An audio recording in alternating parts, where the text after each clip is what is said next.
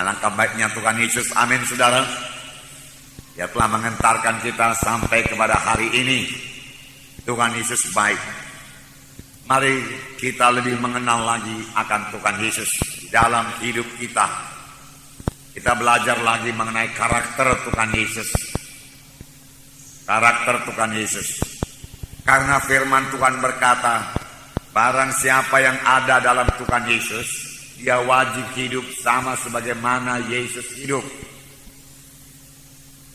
Masih banyak lagi dalam hidup kita yang perlu kita perbaiki supaya kita bisa hidup sama sebagaimana Tuhan Yesus hidup. Kelihatannya menurut pikiran manusia hal ini mustahil. Tetapi Tuhan tidak akan meminta sesuatu yang tidak bisa kita penuhi di dalam hidup kita.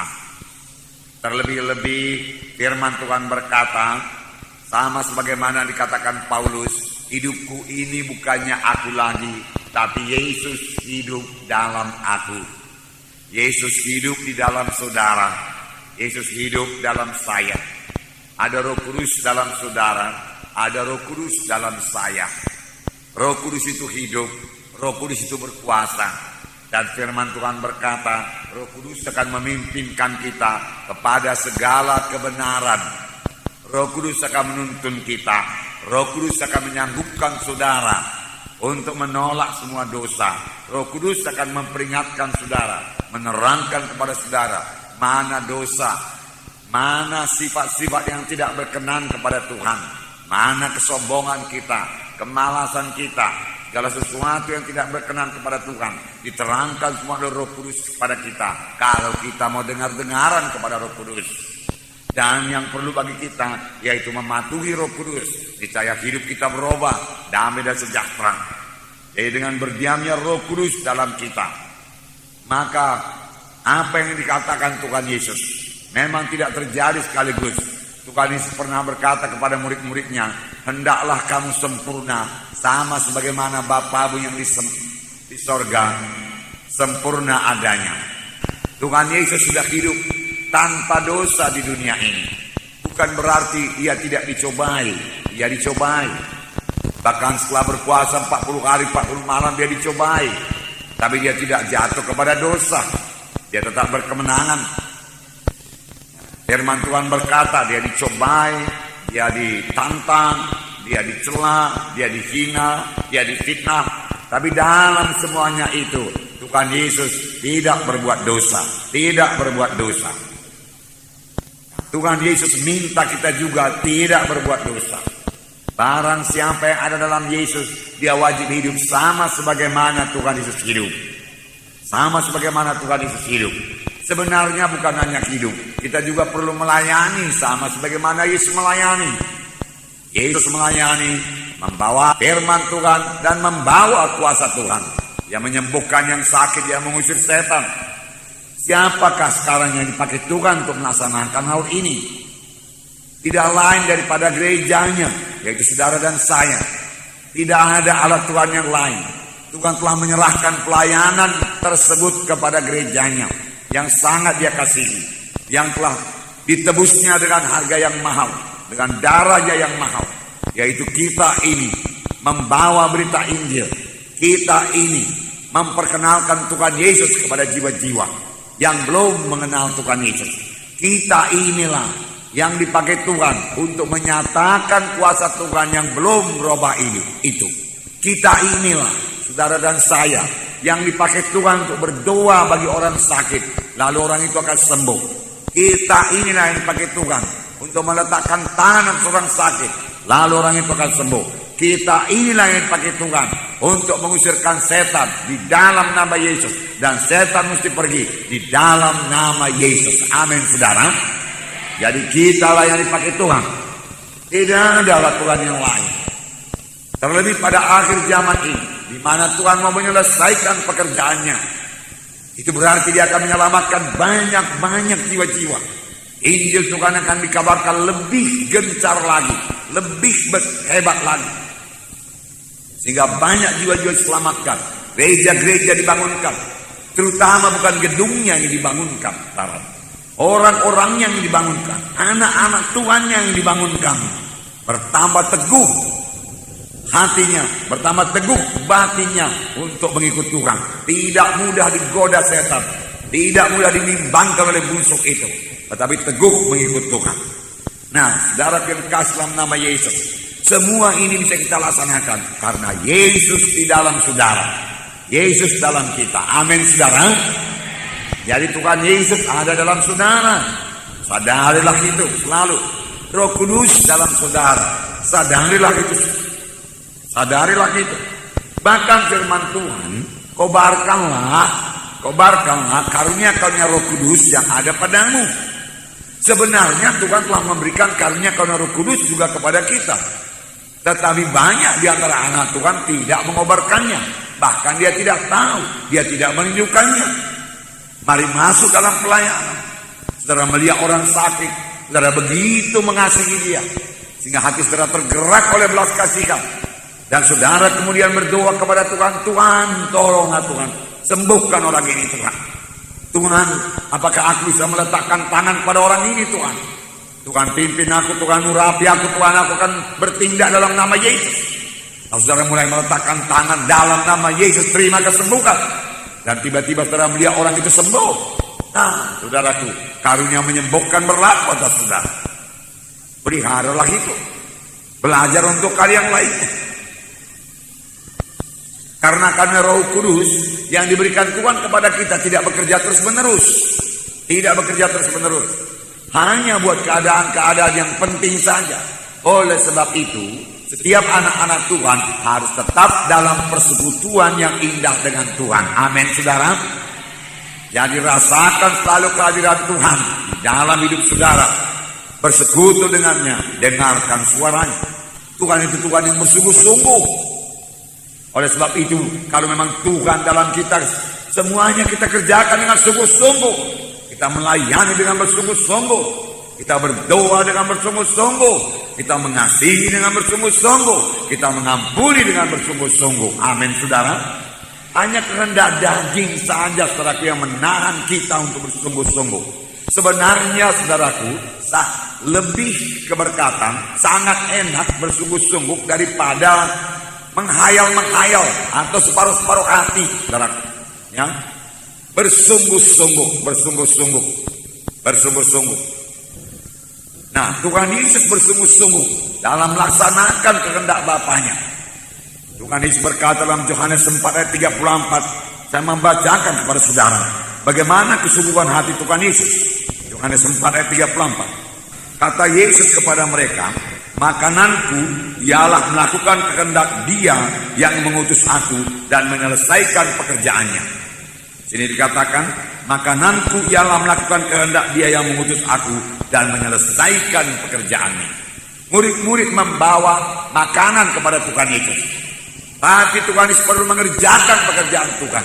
Dia kerjakan lebih dahulu pekerjaan Tuhan. Sehingga dia berkata, makananku yaitu mengerjakan pekerjaan Bapakku yang mengutus aku. Dia sangat sungguh-sungguh bekerja. Bahkan sampai jauh-jauh malam dia mendoakan orang yang sakit, dia menyembuhkan yang sakit. Sampai ibunya dan saudara-saudaranya berkata, dia sudah tidak waras lagi. Karena giatnya bekerja, karena sungguh-sungguh hatinya bekerja. Tuhan minta kita juga bekerja dengan sungguh-sungguh. Dalam Roma 12 ayat 11. Roma 12 ayat 11. Di sini dikatakan, Roma 12 ayat 11. Janganlah hendaknya kerajinanmu kendor, biarlah rohmu menyala-nyala dan layanilah Tuhan. Janganlah hendaknya kerajinanmu kendor, biarlah rohmu menyala-nyala, layanilah Tuhan.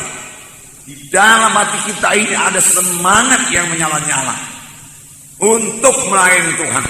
Tanpa semangat yang menyala-nyala, dengan mudah kita akan menyerah dalam pekerjaan Tuhan ini. Karena pada waktu kita mulai melayani Tuhan, di situ setan mulai menaruh semua halangan-halangan supaya kita mundur daripada pelayanan. Sebenarnya kalau kita bertekun dan mohon kuasa Tuhan dan bersandar kepada Tuhan, kita pasti sanggup mengatasi semua halangan-halangan yang ditaruh setan, hingga kita menang dalam pelayanan dan sampai pada maksud Tuhan. Dan itu adalah hal yang paling indah dalam hidup ini. sampai kepada kehendak dan maksud Tuhan. Dalam 1 Korintus 15 ayat 58 saya membacakan kepada saudara 1 Korintus 15 yang mengatakan kita harus giat dalam pekerjaan Tuhan. 1 Korintus 15 ayat 58. Karena itu saudara-saudara yang kekasih, berdirilah teguh, jangan goyah, dan giatlah selalu dalam pekerjaan Tuhan. Sebab kamu tahu bahwa dalam persekutuan dengan Tuhan, jerih payahmu tidak sia-sia. Yang pertama diminta Tuhan di sini, berdirilah teguh. Berdirilah teguh. Apapun gangguan-gangguan setan, berdiri teguh. Jangan mau dibujuk-bujuk setan. Berdiri teguh. Kemudian dikatakan, jangan goyah. Dan giatlah selalu dalam pekerjaan Tuhan. Giat selalu. Selalu bergiat, selalu bersungguh-sungguh dalam pekerjaan Tuhan. Apakah itu pekerjaan memberitakan firman Tuhan kepada satu orang saja? Bersungguh-sungguh. Apakah itu mengunjungi? Bersungguh-sungguh. Apakah itu berdoa? Bersungguh-sungguh. Apakah itu mengampuni? Bersungguh-sungguh. Bersungguh-sungguh. Apakah itu memberi? Juga bersungguh-sungguh. Sebab kamu tahu bahwa dalam persekutuanmu dengan Tuhan, jerih payahmu tidak sia-sia. Jerih payah kita tidak sia-sia. Amin, saudara. Ya, jerih payah kita tidak sia-sia. Nah, marilah kita miliki kesungguhan hati. Sekaligus kesungguhan hati sungguh-sungguh membawa anak-anak Tuhan kepada keberhasilan di dalam dunia ini. Tidak ada yang berhasil kalau bekerja separuh-separuh hati, bermalas-malas. Tidak ada yang berhasil dalam pekerjaan Tuhan kalau semangatnya hanya semangat yang suam-suam saja, tidak panas, tidak dingin. Bahkan firman Tuhan berkata, aku muntahkan engkau, Tuhan berkata. Mari bersemangat buat Tuhan, mari bersungguh-sungguh buat Tuhan. Amin, saudara. Roh Kudus bisa menguatkan saudara. Yang kedua yang telah kita pelajari waktu itu, yaitu kemurahan hati Tuhan Yesus. Yesus adalah Tuhan yang murah hati. Ya, sangat pemurah. Adakah kita pemurah? Adakah saudara pemurah? Pemurah berarti tidak pelit, tidak celit, tidak kikir. Pemurah. Tuhan suka orang pemurah. Dan Tuhan selalu memberkati orang yang murah hati. Firman Tuhan berkata, orang yang murah hati akan dikaruniai dengan limpahnya. Saudara, pembawaan manusia lama tidak murah hati. Pembawaan manusia lama mau menumpuk bagi diri sendiri. Tidak peduli orang lain. Apakah itu menumpukkan uang atau menumpukkan kekayaan dan lain sebagainya. Payah mengulurkan tangan kepada orang yang membutuhkan. Dia tidak murah hati, menyebabkan tidak keberkatan. Marilah kita menjadi orang yang murah hati. Apa yang kita peringati pada hari Natal? Yaitu Yohanes 3:16. Karena demikian Allah mengasihi isi dunia ini sehingga dikaruniakannya anaknya yang tunggal itu. Dan barang siapa yang percaya kepada yang tidak binasa, melainkan beroleh hidup yang kekal. Anak Allah yang tunggal, yang bersama-sama dengan Bapa, yang tidak pernah berpisah dengan Bapa, selalu bersama-sama Bapa dari kekal yang lalu sampai kekal yang akan datang. Kecuali pada waktu Tuhan sudah datang ke dunia ini, berpisah dengan Bapanya, sampai Tuhan berteriak, Eloi, Eloi lama sabatani. Bapa, mengapa kau tinggalkan aku? Bapa memberikan pemberian yang paling mahal, yang paling indah, yang paling dia sayangi, yang paling intim dengan dia, untuk keselamatan saudara-saudara dan saya, untuk memberkati saudara-saudara dan saya, untuk membawa saudara-saudara dan saya, seluruh manusia ini kepada hidup yang kekal, untuk mengubahkan hidup saudara dan saya, supaya semua kita menjadi kejadian yang baru. Mari jangan sia-siakan apa yang telah disediakan Tuhan bagi kita ini. Semua kita harus berubah. Terima kegenapan firman Tuhan di dalam hidup saudara. Bisa berubah. Mari jadi anak-anak terang sungguh-sungguh, yang hidup kita mempermuliakan Tuhan, yang hidup murah hati di hadapan Tuhan. Roma 8 ayat 32 mengatakan, kalau Tuhan tidak menyayangkan anaknya yang tunggal itu, masakan dia menahankan apa-apa lagi daripada kita? Roma 8 ayat 32. Dia yang tidak menyayangkan anaknya sendiri, tetapi yang menyerahkannya bagi kita semua, bagaimanakah mungkin Dia tidak mengaruniakan segala sesuatu kepada kita bersama-sama dengan Dia?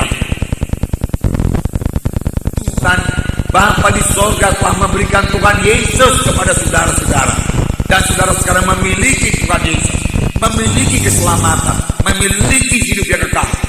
Ayo saudara, memiliki iman. Saudara, semua dimulai dari iman. Lihat saudara diberkati Tuhan, sungguh-sungguh dengarkan suara Tuhan apa yang harus saudara perbuat, saudara. Nah, lalu Tuhan akan mengaruniakannya bagi saudara. Nah, puji Tuhan saudara, puji Tuhan. Dia tidak menahan, Yesus murah hati dalam mengampuni. Bahkan sampai sekarang, jika kamu mengaku dosamu, maka Allah itu setia dan adil, maka Dia akan mengampuni dosamu. Seorang yang sakit tepok dibawa kepada Tuhan Yesus, apa yang pertama kali diberikan Tuhan? Hai anakku, dosamu sudah diampuni. Hai anakku, dosamu sudah diampuni. Sampai pada saat ini, siapa yang datang kepada Tuhan dengan mengaku dosa dan bertobat, aku tidak mau berbuat dosa lagi Tuhan, aku tidak mau menyakiti hatimu Tuhan, ampuni aku. Maka Tuhan akan berkata, hai anakku, dosamu sudah diampuni. Alangkah indahnya, alangkah murah hatinya Tuhan Yesus. Nah, saudara yang kasih dalam nama Yesus, Dia sangat murah hati. Firman Tuhan berkata dalam Mazmur 107 ayat 20, disampaikannya firman-Nya dari sembuhkannya mereka itu. Menjelang malam dibawalah kepada Yesus begitu banyak orang sakit, lalu Tuhan menyembuhkan mereka semuanya. Tuhan menyembuhkan, sampai sekarang Tuhan menyembuhkan, sampai sekarang Tuhan memberkati. Amin saudara. Dia Tuhan yang murah hati, Tuhan yang murah hati. Allah akan mencukupkan segala kebutuhan menurut kekayaan dan kelimpahannya dari sorga. Dia murah hati, murah hati. Bersyukur kepada Tuhan, bersuka cita. Tuhan, Kau murah hati Tuhan. Murah hati kepada orang tua anak-anakmu Tuhan, katakan. Saudaraku, Tuhan akan memberikan. Kalau Dia tidak menahankan anaknya yang tunggal, tapi memberikannya kepada kita, masakan Dia menahankan lagi apa-apa daripada kita? Dia akan memberikan segala sesuatu kepada kita. Amin saudara. Tetapi Tuhan juga menghendaki semua anak-anaknya, saudara dan saya, murah hati. Tuhan juga menghendaki supaya kita semua murah hati, murah hati, murah hati dalam mengampuni, murah hati dalam memberi, murah hati dalam mengasihi. Amin saudara. Murah hati dalam mengampuni. Kalau orang sudah minta maaf, maafkan dia dengan segala hati saudara. Murah hati dalam mengasihi, murah hati dalam memberi. Firman Tuhan berkata, hendaklah kamu murah hati sama seperti Bapamu di sorga murah hati adanya. Hendaklah kamu murah hati sama sebagaimana Bapamu di sorga murah hati adanya. Murah hati, hati yang pemurah dikaruniai dengan limpah. Murah hati. Kemudian saudaraku, kerendahan hati Tuhan Yesus. Yang ketiga sudah kita baca juga, sudah kita pelajari juga, kita dengarkan firman Tuhan pada hari Natal. Rendahan hati Tuhan Yesus. Tuhan Yesus rendah hati. Rendah hati adalah lawan daripada sombong. Tuhan sangat membenci kesombongan. Allah melawan orang yang sombong. Firman Tuhan berkata, ada yang sombong karena kekayaannya, hartanya. Ada yang sombong karena kesanggupannya. Boleh jadi pengertian intelektualnya terlalu tinggi, lebih daripada yang lain. Dia menyombongkan hal tersebut. Tuhan tetap melawan orang yang sombong. Dia merasa aku lebih daripada yang lain. Bahkan dia sampai kepada satu tempat di mana dia berkata, aku bisa berdiri sendiri, aku gak perlu Tuhan. Itulah yang sangat dibenci Tuhan. Itulah yang menyebabkan Lucifer jatuh, ditolak oleh Tuhan. Kenapa? Karena sombong. Sombong. Karena sombong sangat dibenci Tuhan, saudara. Dengarkan baik-baik. Karena sombong sangat dibenci Tuhan, maka kerendahan hati sangat dihargakan Tuhan. Amin saudara. Kerendahan hati itu mendahului semua karakter-karakter yang lain yang sangat berkenan kepada Tuhan. Kerendahan hati. Tuhan Yesus pernah berkata, belajarlah kepada aku, lihatlah aku, bagaimana aku rendah hati. Aku lembut hati, aku rendah hati, maka kamu akan mendapat sentosa bagi jiwamu. Matius 11 ayat 29. Pikulah aku yang kupasang dan belajarlah kepadaku, karena aku lembut hati dan rendah hati. Karena aku lembut hati dan rendah hati. Jangan keras hati, saudara. Jangan keras hati. Itu hanya menutup berkat saudara, menutup Roh Kudus memimpinkan saudara, membuat kita tidak mendengar suara Roh Kudus. Dan jiwamu akan mendapat ketenangan, sebab kuk yang kupasang itu enak dan bebanku ringan. Belajarlah kepadaku karena aku rendah hati dan lembut hati. Boleh jadi di lain hari kita akan melihat karakter Yesus lembut hati. Bagaimana pula itu? Tapi yang sudah kita lihat yaitu mengenai rendah hati. Kerendahan hati Tuhan Yesus. Kerendahan hati Tuhan Yesus. Jauh-jauh sebelumnya saudaraku, Nabi Mika telah mengatakan mengenai rendah hati. Di dalam Mika pasal 6 ayat 8. Mika pasal 6 ayat 8. Hai manusia, telah diberitahukan kepadamu apa yang baik, dan apakah yang dituntut Tuhan daripadamu? Selain berlaku adil, mencintai kesetiaan, dan hidup dengan rendah hati di hadapan Allahmu. Apakah yang dituntut Tuhan daripadamu? Apakah yang diminta Tuhan daripada kita sekalian? Di sini dikatakan berlaku adil, mencintai kesetiaan, dan hidup dengan rendah hati. Hidup dengan rendah hati sangat disukai Tuhan. Nah, rendah hati dari kerendahan hati Tuhan itu. Nah, firman Tuhan juga berkata bahwasanya kita harus merendahkan diri di hadapan Allah. Yakobus pasal 4 ayat 10. Yakobus pasal 4 ayat 10. Saya membacakan pada saudara. Rendahkanlah dirimu di hadapan Tuhan, dan Ia akan meninggikan kamu. Bukan menjadi tinggi hati. Ia akan mempermuliakan saudara. Ia akan memberkati saudara. Jika saudara penuh dengan damai dan sejahtera daripada Tuhan, rendahkanlah dirimu di hadapan Tuhan, dan Ia akan meninggikan kamu. Ia akan meninggikan kamu. Kemudian 1 Petrus 5 ayat 5. Sini dikatakan 1 Petrus 5 ayat 5. Demikian jugalah kamu, hai orang-orang muda, tunduklah kepada orang-orang yang tua. Dan kamu semua rendahkanlah dirimu orang terhadap yang lain, sebab Allah menentang orang yang congkak, tapi mengasihi orang yang rendah hati. Tuhan melawan orang yang congkak, dan Dia mengasihi orang yang rendah hati. Rendah hati dikasihi oleh Tuhan. Dia melawan orang yang sombong. Sebab Allah menentang orang yang congkak. Sanggupkah kita menentang Tuhan? Tentu saja kita tidak sanggup. Oleh sebab itu paling baik mari kita tanggalkan semua kecongkakan kita, kesombongan kita. Amin saudara. Entahkah kesombongan apapun itu. Ada juga yang sombong rohani, yang merasa pengertian rohaninya lebih dalam dari yang lain. Saudaraku, kalaupun memang betul demikian, itulah karunia Tuhan bagi saudara. Sebab perkara-perkara rohani hanya bisa dimengerti dengan perkara, dengan pri rohani, dengan cara rohani, dengan pimpinan Roh Kudus. Baru kita bisa mengerti. Marilah kita memakai dengan rendah hati, membangunkan anak Tuhan yang lain. Kalau anak Tuhan yang lemah kita kuatkan.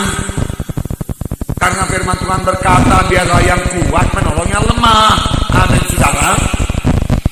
Bukan untuk disombongkan, bukan untuk dipertontonkan, saudara, bukan untuk ditonjolkan, bukan. Mari rendah hati. Tetapi Dia mengasihi orang yang rendah hati. Mengasihi orang yang rendah hati. Puji Tuhan, amin saudara. Inilah Dia Tuhan kita itu. Kita banyak belajar daripadanya. Karena kita juga disebut anak-anak Tuhan. Biasanya anak-anak Tuhan, anak-anak itu hampir bersama dengan bapaknya. Apalagi dia banyak bersekutu dengan bapaknya, banyak belajar kepada bapaknya. Demikian juga kita dengan Bapa di sorga. Amin, saudaraku. Nah, puji Tuhan, puji Tuhan, puji Tuhan. Nah, saudara kekasih dalam nama Yesus, Tuhan selalu mengajari kita dengan perumpamaan. Tuhan Yesus sampai memberikan satu perumpamaan kepada kita supaya kita merendahkan diri.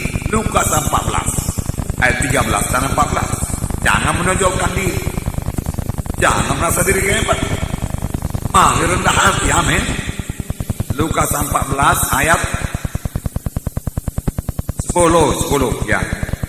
Tetapi apabila engkau diundang, pergilah dulu di tempat yang paling rendah. Mungkin tuan rumah akan datang dan berkata kepadamu, sahabat, silakan duduk di depan. Dan dengan demikian engkau akan menerima hormat di depan mata semua orang yang lain. Sebab barang siapa yang meninggikan diri, ia akan direndahkan. Dan barang siapa merendahkan diri, ia akan ditinggikan. Sahabat, mari ke depan. Sahabat, mari ke depan. Karena kita mencari tempat yang rendah.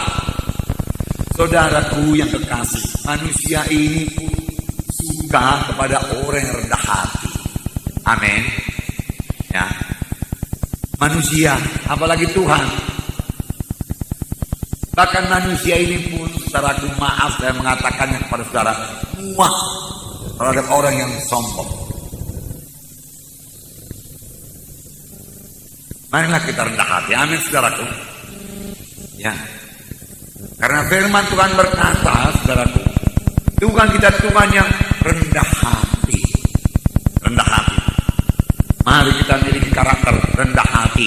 Kita sanggup memilikinya sepanjang kita sudah menyadari kita ini bagaimana kesombongan kita. Turun tahta, amin, saudaraku. Turunkan dari tahta kesombongan itu, biar kerendahan hati yang memerintah kita. Lalu kemana-mana kita berjalan, saudaraku, kita beroleh perkenanan hati karena kerendahan hati kita itu. Karena kerendahan hati, apalagi tambah lagi dengan lembut hati. Puji Tuhan, saudara. Kerendahan hati tidak menonjolkan diri, tidak menunjukkan diri hebat, walaupun boleh jadi dia hebat, saudara. Tidak perlu ditunjukkan. Amin, saudara. Nah, haleluya. Tuhan menegur orang-orang Farisi yang sombong dalam berdoa. Lukas 18 ayat 11 sampai 14. Lukas 18 ayat 11. Saya baca. Orang Farisi itu berdiri dan berdoa dalam hatinya begini, ya Tuhan, aku mengucap syukur kepadamu karena aku tidak sama seperti semua orang lain, bukan perampok, bukan orang lalim, bukan pezina, dan bukan seperti orang pemungut cukai ini. Aku berpuasa 2 kali seminggu, aku memberikan 1/10 dari segala penghasilanku. Tapi pemungut cukai itu berdiri jauh-jauh, bahkan dia tidak berani menengadah ke langit, melainkan dia memukul dirinya dan berkata, ya Allah, kasihanilah aku orang berdosa ini. Aku berkata kepadamu, orang ini pulang ke rumahnya sebagai orang yang dibenarkan Allah, dan orang lain itu tidak. Sebab barang siapa meninggikan diri, ia akan direndahkan, dan barang siapa merendahkan diri, ia akan ditinggikan. Tambah jelas di sini, siapa yang meninggikan diri akan direndahkan, dan barang siapa yang merendahkan diri, ia akan ditinggikan. Bukan berarti, saudaraku, rendah diri, saudaraku, atau minder. Bukan, itu tidak baik. Ya. Rendah hati, merendahkan diri juga tidak sama dengan rendah diri. Merendahkan diri tidak menyombongkan diri, tapi rendah diri berkata, aku ini nggak nyanggup, aku ini nggak berharga, aku ini apalah, aku takkan bisa berhasil, pendidikanku tidak tinggi. Nah, ini rendah diri. Rendah diri yang seperti ini, saudaraku, juga tidak berkenan kepada Tuhan, membuat kita tidak berani bersaksi. Sebenarnya Roh Kudus senantiasa menolong kita. Ya, tiap saat kita bersandar kepada Roh Kudus akan menolong kita. Yang diminta Tuhan rendah hati, bukan rendah diri. Yang diminta Tuhan merendahkan diri, bukan meninggikan diri. Amin, saudara. Jelaskah itu, saudaraku? Haleluya, haleluya. Nah, marilah kita semua rendah hati, sama sebagaimana Tuhan Yesus rendah hati. Kerendahan hati adalah satu karakter yang sangat terutama dalam anak Tuhan. Karena ini adalah kebalikan dari dosa kesombongan yang sangat dibenci Tuhan. Jadi karakter rendah hati sangat penting kepada Tuhan. Sangat terutama. Sangat dituntut Tuhan.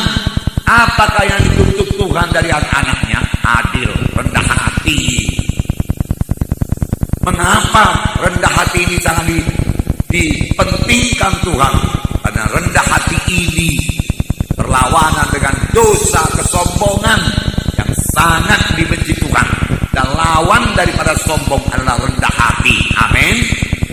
Mari semua rendah hati. Amin. Haleluya. Kalau kita rendah hati, karena kita bisa bawa berkat bagi yang lain. Kalau kita rendah hati, itu membuka jalan kita dulu bisa bersaksi kepada orang lain. Tuhan memberkati. Nah, sekarang setelah kita melihat satu lagi, yaitu sifat hamba atau pelayan dari Tuhan Yesus. Sifat hamba. Saudaraku, tidak banyak orang suka menjadi hamba. Orang suka menjadi bos, jadi tuan.